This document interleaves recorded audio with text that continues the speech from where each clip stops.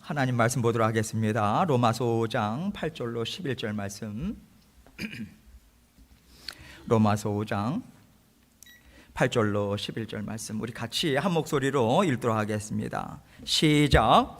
우리가 아직 죄인 되었을 때에 그리스도께서 우리를 위하여 죽으심으로 하나님께서 우리에 대한 자기의 사랑을 확증하셨느니라.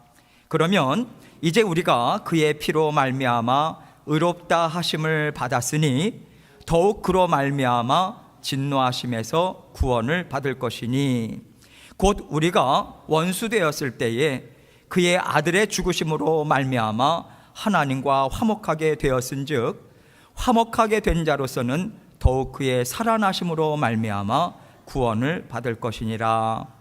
그뿐 아니라 이제 우리로 화목하게 하신 우리 주 예수 그리스도로 말미암아 하나님 안에서 또한 즐거워하느니라. 아멘. 내 눈에 콩깍지를 끼우자. 내 눈에 콩깍지를 끼우자. 이 제목을 같이 생각하면서 은혜를 나누도록 하겠습니다. 여러분, 하나님의 은혜는 참 풍성합니다. 그런데 우리는 그 하나님의 은혜를 잘 알지 못하고 살아가고 있어요. 어떻게 보면 이게 당연할 수도 있는데요. 은혜는요, 하나님께서 우리를 사랑하심으로 베풀어 주시는 거잖아요. 그런데 우리는 하나님의 그 사랑의 그 깊이와 넓이를 다 알지 못합니다. 때로는 우리가 하나님이 사랑으로 주시는데도 그걸 사랑으로 우리는 못 받아요. 사랑이 아니라고 생각하거든요. 그러니까 우리는 그 은혜를, 풍성한 은혜를 우리는 잘 알지 못하고 살아간다라고 생각할 수도 있는 거예요. 그래서 어떤 사람은요, 이건 하나님의 은혜다 그렇게 얘기해요. 근데 똑같은 걸 보고 어떤 사람은 그게 무슨 하나님의 은혜야, 너가 애써서 이룬 거지. 그렇게 똑같은 상황인데도 그렇게 볼 수 있다는 얘기입니다. 이렇게 우리는요, 어떤 것이 하나님의 은혜고 어떤 것이 사람의 어떤 노력의 결실인가, 이것을 우리가 잘 모릅니다. 잘 모를 때는 우리가 좀 헷갈린다, 혼동된다 할 때는 항상 어디로 가야 합니까? 하나님의 말씀으로 가야 돼요. 성경으로 가야 합니다. 여러분, 성경에는 맥이 있어요. 맥락이 있습니다. 하나님의 구속 역사예요. 그것이 성경을 통틀어서 하나님의 구원 역사입니다. 하나님의 구원 역사를 생각할 때 딱 떠오르는 것이 무엇입니까? 죽기까지 사랑하신 그 사랑이죠. 그것을 은혜라고 이야기합니다. 그래서 성경을 관통하는 하나의 단어를 이야기하라라고 하면 하나님의 은혜예요. 은혜는요, 우리 쪽에서 어떠한 공로도 없습니다. 단 0.0001%도 없어요. 다 하나님의 은혜예요. 성경은 그것을 증거하고 있습니다.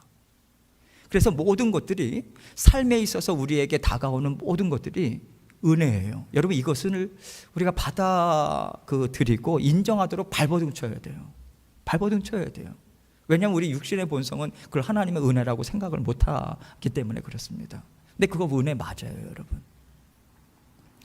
하나님께서 사랑하셔서 베풀어 주시는 것이고 하나님께서 은혜로 지금은 다스려 주고 계시다, 이것을 믿는 믿음으로 우리가 붙잡고 삶을 살아갈 때 하나님께서 더 큰 은혜로 함께 하시고 붙잡아 주시고 인도해 주신다. 그것이 사실 성경의 모든 교훈의 말씀이든지 그러한 것들의 핵심이에요. 이런 맥락에서 봤을 때 오늘 말씀은요, 사도 바울이 다른 거 이야기하는 거 아니에요. 하나님의 사랑이 얼마나 큰가, 이것을 먼저 얘기해 주고 있습니다. 이것을 드러내 주고 있어요. 이것을 먼저 얘기해 주고 있고요. 하나님의 사랑이 이렇게 크다면, 그렇다면 우리가 내가 했다고, 내가 이룬 것이라고 이야기할 만한 것이 단 하나라도 있을까? 전혀 없다. 여기까지 사실은 사도 바울은 얘기해 주고 싶은 심정이 담겨 있어요. 그래야만 사도 바울이 이것을 왜 하나님의 전적인 은혜고 사랑이라고 그렇게 강조를 하고 싶냐면, 그래야 우리가 우리 자신을 의지하지 않습니다. 우리의 공로, 또 우리의 자신을 드러내는 것, 항상 나 중심이 죄 아닙니까? 하나님과 우리 사이를 가로막는 죄거든요. 그래서 사도 바울은 그렇게 나를 의지하거나 나 중심으로 살아가지 않도록 하나님께서 하나님의 사랑이 얼마나 큰지 아냐, 이렇게 크다, 그것을 지금 사도 바울은 집중해서 얘기를 해주고 있는 거예요. 오늘 본문 말씀 8절을 먼저 보도록 하겠습니다. 8절 같이 읽습니다. 시작. 우리가 아직 죄인 되었을 때에 그리스도께서 우리를 위하여 죽으심으로 하나님께서 우리에 대한 자기의 사랑을 확증하셨느니라. 자, 여러분 보세요. 여기서 우리가 하나님의 사랑에 대해서 먼저 알 수 있는 것이 무엇입니까? 우리가 죄인 되었을 때에 우리를 사랑하셨다, 이 얘기입니다. 우리가 죄인 되었을 때라고 하는 것은 우리가 죄인이었을 때, 이것을 지금 이야기하고 있는 것인데요, 우리의 사랑과 하나님의 사랑의 차이점이 바로 여기 있어요. 여러분, 우리가 살아가는 환경 가운데서는 죄인은요, 판단하고 격리시키는 사회에서 우리는 살아가고 있어요.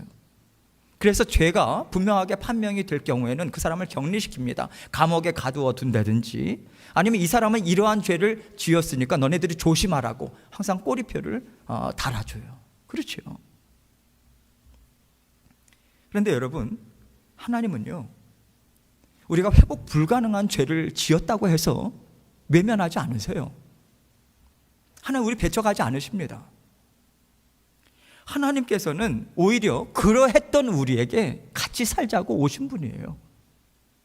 내가 너를 나와 함께 살아가는 거룩한 정말 존귀한 자녀로 내가 너를 만들어 줄 거야. 하나님께서 그 마음 하나 가지고 우리 각자를 찾아오셨어요. 죄인인데 찾아오셔서 이 마음으로 하나님께서 우리에게 사랑을 베풀어 주신 거예요. 하나님은 거룩하신 분이에요. 우리 죄인입니다. 그렇죠? 그래서 우리가 하나님과 하나 되기 위해서, 하나님께 나아가기 위해서는 반드시 필요한 것이 있어요. 이것을 필요를 채우시는 것이 예수 그리스도의 보혈의 피예요. 이 필요를 채우시기 위해서 우리 예수 그리스도께서 우리를 대신해서 십자가 위에서 달려 죽으셨다. 이것이 우리 주 예수 그리스도의 대속의 죽으심에 대한 설명입니다. 예수님께서 우리의 더러운 죄를 예수 그리스도께서 다 짊어지시고 십자가 위에 올르셨어요. 아무 죄도 없으신데 그 위에서 우리 죄를 대신해서 죽으셨습니다. 우리는 그 예수 그리스도를 바라보면서 예수님, 주님께서 나의 죄를 대신해서 십자가에 달려 죽으셨습니다. 감사합니다. 제가 하나님과 하나 될 수 있는 그러한 것이 하나도 없었는데, 난 죄인이었는데 이 죄를 십자가 위에서 해결해 주셨습니다. 그래서 저는 이제 깨끗하게 되었습니다. 감사합니다. 이 고백으로 나아가는 자들마다 하나님과 함께 살아가는 새로운 인생의 장이 열려 있는 거예요. 이 새로운 삶의 그 시작점에 하나님의 예수 그리스도의 십자가의 그 희생, 이것이 있었던 것이고 그것은 더할 나위 없는 하나님의 사랑이었다. 이것을 지금 사도 바울은 드러내주고 있는 거예요. 나를 사랑하셨습니까? 라고 하는 그 의문을 우리 입술 가운데서 발설하지 않도록 우리 하나님께서는 사랑하는 독생자 예수 그리스도를 십자가에 내어주신 거예요. 자신을 내어주셨다. 우리는 그렇게 받아들이고 있습니다. 그리고 9절은요, 그렇다면 예수 그리스도를 통해서 하나님과 함께 받아 누리게 되는 그 은혜가 얼마나 풍성한가, 이것을 우리에게 그것이 무엇인가 구체적으로 이렇게 9절에서 얘기해 주고 있습니다. 같이 읽습니다. 시작. 그러면 이제 우리가 그의 피로 말미암아 의롭다 하심을 받았으니 더욱 그로 말미암아 진노하심에서 구원을 받을 것이니. 우리 하나님께서 여러분과 저를요, 죄 없다, 의롭다, 내 앞에서 옳다, 깨끗하다, 그게 의롭다라고 하는 칭의죠. 칭할 칭자, 의자, 그렇죠? 오를 의자. 그래서 칭의라고 하는 것은 우리가 스스로 획득하는 것이 아닙니다.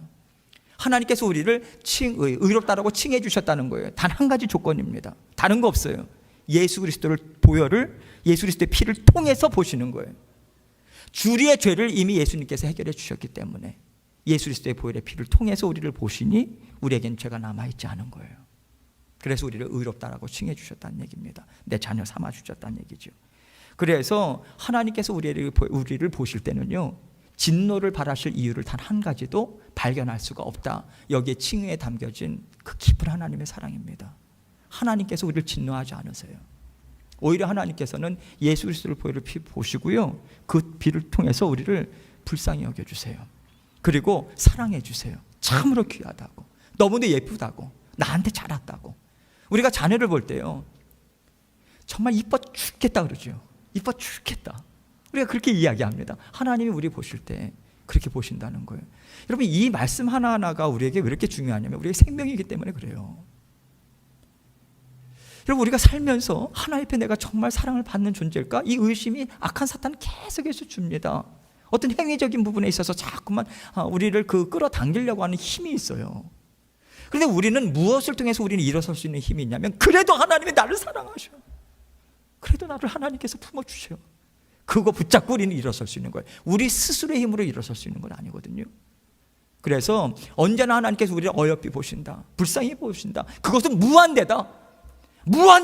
언제든지 달려나갈 수 있다는 거예요. 그거 붙잡고 우리는 나갈 수 있는 거예요. 거기에서 우리는 날마다 일어설 수 있는 힘을 발견하게 되고요. 성령께서 그렇게 우리에게 일어설 수 있는 힘을 공급해 주십니다. 우리를 보면 너무도 사랑스럽다고, 너무도 기쁘다고, 이뻐 죽겠다고, 그 말씀하신 하나님의 그 은혜와 사랑이 얼마나 풍성한가, 이것을 10절에서 우리에게 단적으로 말씀해 주고 있는 거예요. 10절 말씀을 같이 읽겠습니다. 시작. 곧 우리가 원수 되었을 때에 그의 아들의 죽으심으로 말미암아 하나님과 화목하게 되었은즉 화목하게 된 자로서는 더욱 그의 살아나심으로 말미암아 구원을 받을 것이니라. 우리가 구원을 얻었을 때 어떠한 처지에 있었다고 이야기합니까? 앞에서는 죄인이었다. 그렇죠. 여기서는 한 걸음 더 나아갑니다. 하나님과 원수 되었다. 그렇게 이야기합니다. 여러분, 원수라고 하는 것을 생각할 때 뒤통수만 봐도 막 분노가 치밀어 오르는 거예요. 그렇죠? 그 사람 목소리만 들어도 소름이 끼칩니다. 이게 원수지간 아니겠습니까? 우리가 하나님을 그렇게 원수 취급했다는 거예요. 하나님은 어땠을까요? 우리를 원수 취급하셨을까요? 원수 취급하셨는데 사랑하는 아들을 내어놓으십니까, 여러분? 아니잖아요. 죽기까지 사랑하시고 불쌍하시니까 아들 내어놓으신 건 아니겠습니까? 등을 돌린 건 여러분 우리예요. 하나님 배신한 건 우리예요. 하나님이 나를 정말 사랑하는 딸이라고 생각했어요. 나는 하나님이 나를 정말 사랑하는 아들이라고 나는 생각했는데 하나님께서 좋은 거 싹 감추시고 나를 속이셨네. 정말 사랑한 거 아니시네. 그러면서 등 돌려가지고요, 하나님 배신한 자리에 서 있었던 것이 우리예요. 우리는 하나님을 원수 삼았어요. 그렇게 우리는 하나님을 떠났어요. 그래서 그 떠난 자리에 우리가 서 있다 보니 어디에 서 있게 됩니까? 사탄의 자리에 서 있게 되는 거예요. 이 세상은 딱 두 가지밖에 없어요, 길이. 하나님 편인가 사탄의 편인가. 하나님 곁을 떠났다면 사탄 편에 서 있을 수밖에 없는 거예요. 어떻게 해서든지 하나님 자리를 차지하고 하나님의 자녀들을 짓이겨서 그 멸망의 지옥의 자리로 끌고 가고자 하는 사탄의 자리, 그 힘과 합사해서 우리는 살아갔던 거예요. 구원받기 전까지. 그게 우리의 현주소였어요. 우리가 보통 세상을 살아가면서 저 사람은 호인이야, 저 사람은 버버스도 살아갈 거야, 그렇게 우리는 겉모습을 보면서 사람들을 생각할 때가 참 많이 있어요. 그런데 여러분, 우리가 사람의 본 모습을 발견할 때가 어느 때인지 아십니까? 우리가 전도를 하고요, 그리고 우리가 선교를 나가다 보면 그것이 분명하게 드러나요. 차 한잔하고 세상 얘기할 때는 얼마나 즐거운지 몰라요. 같이 이야기하고 호호하하 이야기하면서 웃으면서 이야기를 하다가 어느 정도 이야기가 무르익어서 하나님 얘기를 꺼내잖아요. 예수님 얘기 꺼내잖아요. 안색이 바뀌어요. 바로 화를 냅니다. 이것은 무슨 이야기를 하고 있습니까? 그 사람의 겉의 모습이 어떠하든지 그 영은요, 하나님의 예수 그리스도의 십자가의 보혈로 해결함을 받지 않으면 그 하나님을 원수 삼은 자리에 있을 수밖에 없다는 거예요. 그러니 그 원수를 바라보니 얼마나 분노가 치밀어 오르겠어요. 그 영이 그렇다는 거예요. 활활 분노로 치밀어 오른다는 얘기입니다. 그 분노가 여러분과 우리 마음 가운데 있었어요. 그렇게 활활 타오르는 분노 가운데 있는 우리 하나님께서 먼저 찾아와 주시고 그냥 와락 안아 주셨다는 거예요. 하나님께서 그 사랑의 마음으로 너는 그래도 내 자식이야, 내가 너를 포기하지 않아, 나는 너를 포기할 수 없어, 그렇게 와락 안으시고 우리를 위해서 진짜 하나밖에 없는 외아들을 잡아 죽이신 거예요. 여러분, 구약의 제사를 보세요. 그 죄를 지은 사람이 죄를 해결함을 받으려면 자기의 죄를 전가시킵니다. 희생동물에. 그렇죠? 그 희생동물을 어떻게 잡아 죽입니까? 껍질을 다 벗겨요. 그리고 각을요, 뼈까지 깊이 살을 박아가지고 벌려놓습니다. 그게 각 뜨는 거거든요. 그리고 속에 있는 내장을 다 끄집어냅니다. 피는 피대로 다 쏟고요. 하나님께서 십자가 위에서 여러분과 우리의 그 활활 타오르는 그 분노를 깨끗이 씻어주시기 위해서 사랑하는 아들을 십자가 위에서 죽이신 거예요. 그렇게까지 하시면서 죄에 대해서 하나님께서 해결함을 주신 것입니다. 그렇게 해서 우리 안에 있는 모든 죄의 문제를 하나님께서 해결해 주시니 우리가 그 구원을 받아 누리니까 하나님의 말씀을 들으면 이제 마음이 편안해요. 편안합니다. 세상의 걱정, 염려에 사로잡혀 있다가도 하나님의 말씀이 들려오기 시작해요. 그 말씀이 우리의 마음을 움직입니다. 그리고 우리의 영에 평안함을 줘요. 여러분, 우리가 전도를 하다 보면요, 물론 그 현상이 항상 나타나는 건 아니에요. 그러나 이번에 선교를 갔을 때도 그것이 분명하게 드러난 게 뭐냐면, 여러분, 사람은요, 여러분들이 쉽게 생각하자면 우리가 예수님을 믿고 하나님과 온전한 화평한 가운데 있으면 우리가 숨통이 튀어요. 답답한 것이 아니라 하나님 앞에 숨통이 튀어서 숨의 호흡이 아주 편안합니다. 근데 하나님과 어떤 막힘이 있으면요, 우리가 아무리 좋은 데를 여행을 다니고 맛있는 걸 먹어도 좋은 것을 보아도요, 그 마음의 답답함이 풀리지 않아요. 영의 문제는 영적으로 해결함을 받아야만 풀릴 수 있어요. 그걸 육적으로 해결하려고 애쓰지 마세요, 여러분. 영으로 풀어야 돼요. 성령 안에서 하나님 앞에서 해결함을 받아야 합니다. 그래서 믿지 않는 분들도 예수님을 믿다가 어떠한 경우에 있어서는요, 예수님을 영접하고 그리고 기도를 한 다음에 깊은 한숨을 몰아쉬는 분들이 있어요. 이번에 아이들이 그런 현상이 나타났어요. 기도를 하고 예수님을 영접하고 기도를 하는데 이 아이가 조그만 아이인데 무슨 세상에 염려가 있겠어요. 그런데 얘가 이렇게 한숨을 쉽니다. 그 얘기가 뭐냐면 마음에 뭔가 꽉 막혔던 답답한 게 이게 풀리는 듯한, 그렇게 저는 느꼈어요. 여러분, 우리가 하나님의 말씀 앞에, 하나님의 말씀 우리의 영의 양식이거든요. 우리의 영의 생명줄입니다. 그리고 우리의 메마른 영혼을 촉촉히 적셔주는 단비와도 같아요.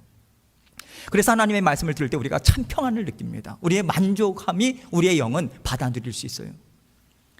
그래서 우리의 영이 살아있기 때문에 하나님과 함께 살아갈 때 하나님의 말씀을 듣고 우리의 영은 힘을 냅니다. 영이 힘이 나야 육적인 힘도 낼 수 있는 거예요. 우리는 그것을 거꾸로 생각해요. 육적으로 뭔가 편안하고 육신의 삶이 모든 것들이 갖춰지면 영도 강건해질 거라고 생각합니다. 절대로 그렇지 않습니다. 우리 이거 붙잡아야 돼요. 하나님 앞에 영적으로 강건할 때 우리의 육의 문제들이 풀려나가기 시작합니다. 그리고 하나하나 하나님 앞에서 매듭이 하나하나 잘 젖어나가는 거예요.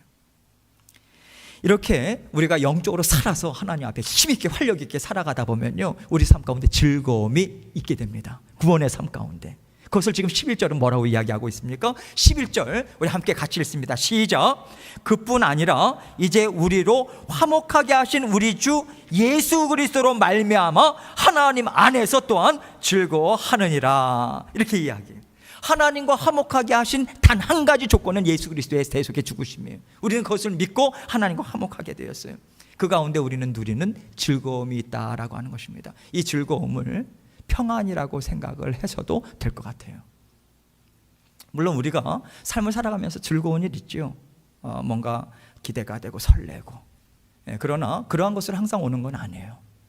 근데 분명한 것은 때로는 하나님께서 평안함으로 이 즐거움이 우리 가운데 충만합니다. 그래서 두렵지 않아요. 여러분, 우리가 살다 보면 어려운 일 참 많아요. 그렇죠? 지난 한 주간에도 여러 가지 어려운 일들이 있으셨을 거예요.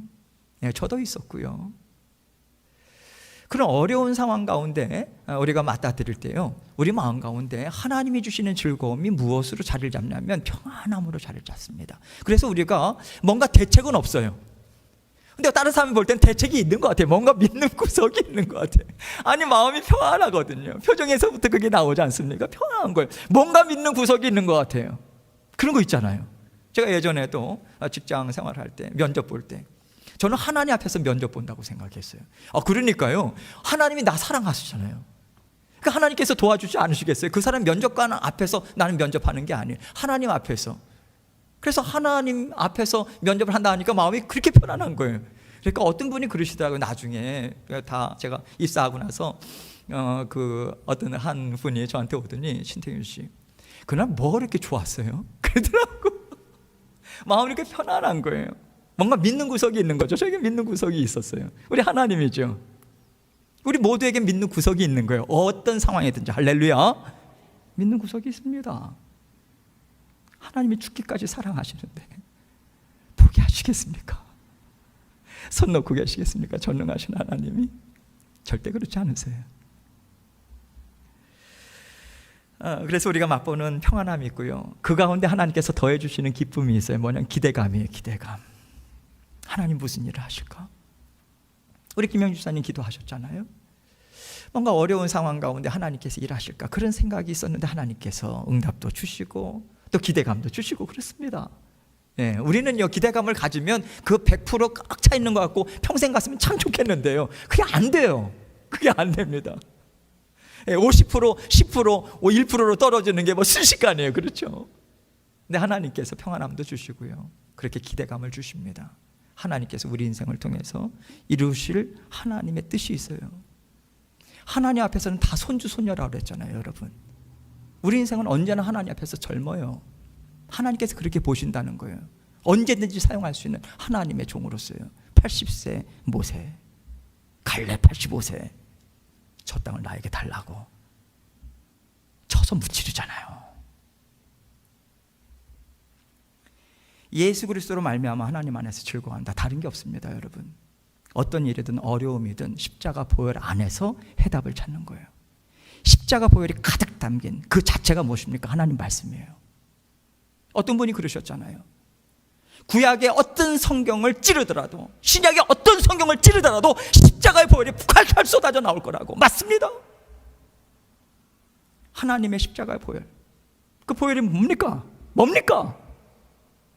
난 너 죽기까지 사랑한다는 거 아닙니까? 죽기까지 사랑한다. 그 사랑은 변함이 없다는 거예요. 그래서 하나님의 말씀, 모든 말씀에 십자가 보혈이 담겨져 있어요.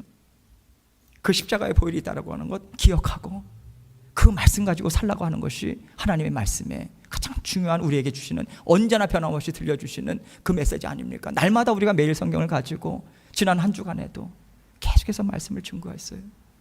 여러분, 말씀 잘 들으세요. 부탁입니다. 잘 들으세요.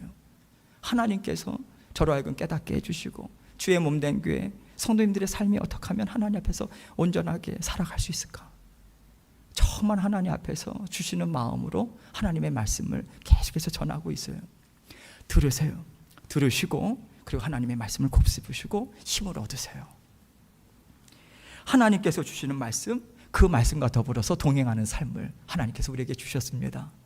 말씀과 더불어서 동행하는 삶은 예수 그리스도께서 하나님과 우리 사이에 서 계시기 때문에 그래요. 언제나 그 연결고리는 변함이 없습니다. 우리의 상황으로 인해서 변함이 없어요. 우리는 그렇게 생각하죠. 우리가 잘하면 하나님 앞에 견고한 고리가 견고해 질 거라고 생각하고, 우리가 하나님 앞에 잘못 살면 그 고리가 느슨해진다고 생각하죠. 그렇지 않습니다. 하나님의 사랑이 우리의 상황에 따라서 달라지겠습니까? 우리의 감정이 그럴 뿐이죠. 여러분,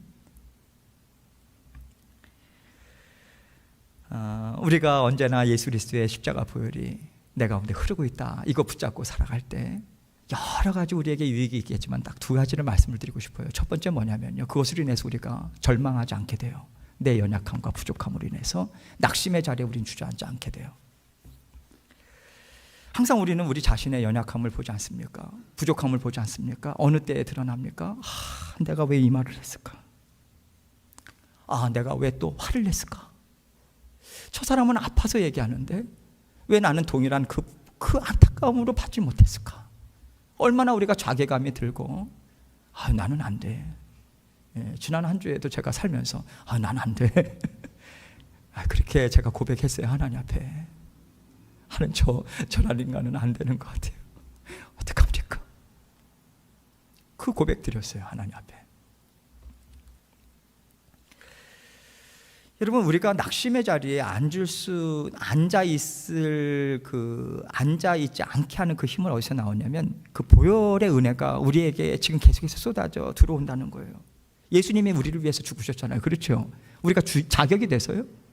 우리가 뭔가 무슨 건덕지가 있어서 우리를 위해서 죽으셨나요? 아니잖아요. 죄인이었잖아요. 원수였잖아요. 원수로 살아갔잖아요. 그런데 나는 너를 사랑한다고, 너 내 자녀 맞다고 하나님께서 품어주셨으니까 살아가는 거 아니겠습니까? 그래서 우리는 연약함을 내려놓을 수 있는 거 아니겠어요? 하나님 용서해 주세요. 우리가요, 그 용서 받으려고 1시간, 2시간, 10시간 달려갈 필요 없어요. 우리 안에 성령께서 계시잖아요. 그 생각이 있는 즉시 내 연약함에 대해서 정죄하거나 내가 거기에서 주저앉지 말고요, 하나님 용서해 주세요. 우리 안에 성령께서 계시잖아요. 또 부족했어요. 하나님 정말 죄송해요. 회복시켜 주세요. 하나님 앞에 나아가는 거죠. 내 연약함을 내려놓고요, 그래서 십자가의 보혈을 생각하면서 내 연약함, 그리고 하나님께서 변화시켜 주셔서 또 하나님께서 다시 한번 이렇게 세우시는 그 일이 있겠지, 이 기대감을 가지고 우리가 한 걸음을 주님의 손 꼭 붙들고 한 발 떼는 거예요. 어느덧 우리가 달려가게 됩니다. 여러분, 그게 신앙생활이에요. 그래서 십자가의 보혈을 우리가 생각할 때 우리가 우리 자신의 연약함으로, 부족함으로 낙심하지 않게 돼요. 그건 사탄의 계계예요. 너 안 돼. 무슨 낯이라고 지금 기도하면서 나가. 너 안 돼. 우리 주저앉잖아요. 그 자리 아니에요. 일어서세요. 두 번째 무엇이냐면요, 예수 그리스도의 죽으심의 그 십자가 보혈을 생각할 때 우리는 화평케 되는 사람으로 우리는 변화되게 됩니다. 우리는 어쩌면 그렇게 보는 것마다 다른 사람의 단점이 잘 보이는지 몰라요. 부족한 거, 실수하는 거 그대로 눈에 들어오고요, 눈에 들어오자마자 우리 마음 가운데 그 동시에 나타나는 것이 무엇입니까? 판단이죠. 판단. 여러분, 이러한 것들이, 실수와 부족함이 눈에 들어온다라고 하는 것은 그 판단의 마음이 나에게 있는 것이고, 하나님께서는 분명히 말씀하셨어요. 너가 판단하는 그 판단으로 나는 너를 판단할 것이다. 하나님께서 죄를 물으신다는 거예요. 우리는 판단의 일을 자그마한 일이라고 생각하지만 하나님 앞에서는 자그마한 일이 아니에요. 왜냐하면 죄는 하나님과 우리 사이를 가로막기 때문에 그래요. 다시 말하면 하나님의 은혜의 통로를 막아버리는 거예요. 우리의 육적인 삶이나 모든 삶이 망가지기 시작합니다. 흐트러지기 시작해요. 죄는 파괴력이 있어요. 그래서 죄에 조그만 그런 어떠한 그것이라도 없이 하기 위해서 누룩을 다 없애라, 그렇게까지 이야기를 하지 않습니까? 유월절과 무교절을 지나면서 유월절 구원 받았는가? 무교절 죄 없는 삶을 살아가는데 누룩이 발견되면 깨끗이 씻어야지, 그 이야기 아니겠습니까? 오늘도 우리가 함께 나눌 이야기가 유월절 얘기잖아요. 유월절은 무교절과 함께 지켜나가지 않습니까? 여러분, 그래서 하나님과 우리 사이를 죄가 가로막고 있기 때문에 우리가 집중해야 되는 것은 무엇이냐면 그 사람의 단점을 고쳐주기 위해서 접근하는 게 아니에요. 왜냐하면 내가 먼저 넘어져 있기 때문에 그렇습니다. 넘어지려고 하는 게 아니에요. 우린 넘어져 있는 거예요. 크게 넘어져 있는 거죠. 그래서 내가 먼저 넘어졌다라고 하는 것에 집중하고 어떻게 하면 일어설 수 있을까? 여기에 집중해야 되는 거예요. 나 자신에게 집중해야 된다. 먼저. 여러분, 세상 사람들과 믿는 사람들과의 다른 점이 무엇인지 아십니까? 제가 쉽게 설명을 드릴게요. 까만 바탕에 까만 먼지가 있을 때는 까만 것이 움직이는 게 안 보여요. 그렇죠? 까만 먼지가 안 보여요. 다 똑같아요. 먼지가 하나도 안 하는 것 같아요. 어떻게 보면 앉으면 앉을수록 깨끗해지죠. 까만색은요, 까매 보여요. 더 새까매 보여요. 그런데 우리는 예수 그리스도의 보혈의 피로 깨끗이 씻김을 받았어요. 그래서 우리는 하얘진 바탕으로 살아가고 있다고 생각해요. 그럴 때 어떤 까만 점이 떨어지네요. 먼지가 까만 게 떨어질 때 그게 바람에 흩날리면서 움직이는 것도 보이죠. 우리는 죄의 움직임을 볼 수 있습니다. 우리 안에. 그래서 우리 성령께서 살아계시기 때문에 우리의 마음이 먼저 안 좋아요. 짜증나고요, 여러 가지 증상들이 있어요. 죄의 움직임을 우리는 볼 수 있습니다. 그게 믿는 자들과 믿지 않는 자들의 상당히 큰 차이예요. 우리가 이렇게 죄를 깨닫습니다. 그럴 때마다 우리가 우리 자신을 정죄하거나 다른 사람을 정죄하는 것이 아니라 예수님이 나를 사랑하시지, 그리고 저 사람도 사랑하시지, 깨끗게 해주실 거야, 회복시켜 주실 거야. 그 믿는 믿음으로 예수님의 일하심을 기대하면서 우리는 나가는 거예요. 그렇게 하나님과 화평하고 믿음의 자녀들과도 화평할 수 있습니다. 우리의 마음이 평안하잖아요. 그렇게 우리는 화평케 되는 사람으로 변화됩니다. 이렇게 사랑 안에서 살아갈 때 평안이 있고 참 만족이 있고 그리고 서로를 사랑함이 있는 거죠. 서로 사랑한다라고 하는 것이 참 기가 막힌 일이죠. 서로 사랑할 때 나타나는 증상이 뭡니까? 그 사람의 단점이 단점으로 안 보여요. 애교처럼 보여요. 예뻐 보여요. 그 사람의 부족함이 부족함으로 보이지 않아요. 그냥 멋있게 보여요. 그래서 우리가 정말 서로 화평함을 이루기 위해서는요, 콩깍지가 끼어야 된다는 얘기가 거기서 나오는 거예요. 콩깍지가 끼어야 돼요. 우리 믿음의 자녀들에게 콩깍지가 뭡니까? 십자가의 보혈이에요. 십자가의 보혈에 콩깍지를 끼우자. 예수님이 나를 사랑하셔.